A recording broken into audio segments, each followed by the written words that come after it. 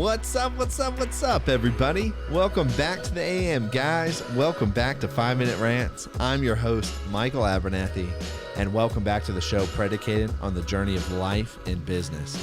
Hey, guys, real quick, would you guys partner with me in changing lives? If you know somebody whose life would be better or whose life would be improved by listening to the show, would you share it with them?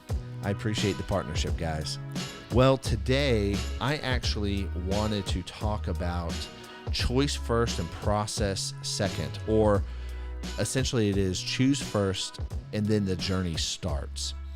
And I want to talk about this because there's a lot of choices in life that are really big and they're monumental oftentimes that we have to make.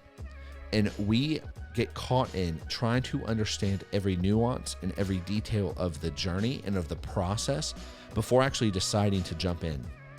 And what happens is we actually fall into a trap that doesn't allow us to move forward. So everything in our life at that moment really begins to stagnate.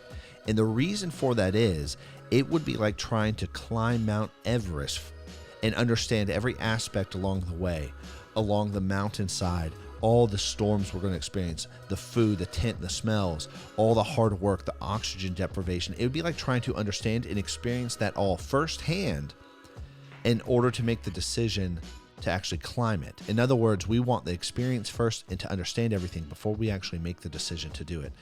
And that's not how it works. When Andrew and I first started the company and first started doing business, we didn't know everything that was going to happen. And the way the journey for us began in business was to choose to do it first, and then the journey followed afterwards, or the process.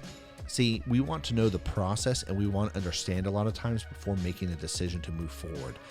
And the majority of the time, that's not going to be the case. And this is why doing things and shipping things and failing fast really matter, because in order to move forward in life, especially with big decisions, you've got to get better at making decisions. And the best way to get better is to practice at making them.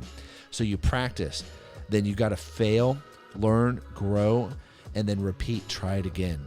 And this is why it's important to be wrong and to fail fast, because if you're wrong, you can find where you have made mistakes and that this was a bad decision quickly, be wrong, and then course correct. But it's very hard when we're trying to find the perfect answer and the perfect solution before making a decision. We want to understand what's going to happen all the way from A to Z. And that's not the reality in most cases in life for decision making, whether it's buying a house, whether it's getting married, whether it's even accepting a new position at a different job, whether it's even getting promotion. Sure, you can have people walk you through expectations. You can have people more experienced than yourself talk through all of these things. But if you don't understand how to process and fail quickly after the decision's made, and you don't understand how to judge and how to actually assess your situation and the decision that was made to change, you're not going to be able to move forward in life. And you're also going to be caught without making a decision, caught in the process of like, well, is this actually really what I want to do? Do I like this? You're not going to know unless you just choose first. And the principle that I'm really talking about is choice comes first, and then the journey comes second. You must choose first to climb Mount Everest before you begin the process of training, preparing, planning, and then actually completing that journey. And this is how everything in life works. Choice always comes first, and then it's preceded by the journey. And sometimes it's scary, depending on the type of decision we're making. But that's why it's important to have courage. It is so important to have courage in life and to be bold and to really be fearless, because especially in today's society, like we don't have anybody trying to come hunt us down and kill us. We're not at war. We're not afraid of natural predators currently. That's not a main concern in our lives and all this stuff.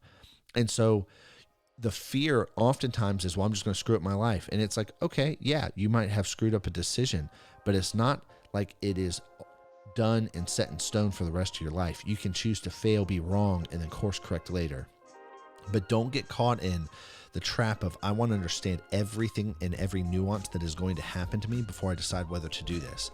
And on the flip side, I'm not saying don't gather information and expectations, but oftentimes we get caught in trying to figure out the process first, all of it, before choosing, and it's never going to work that way.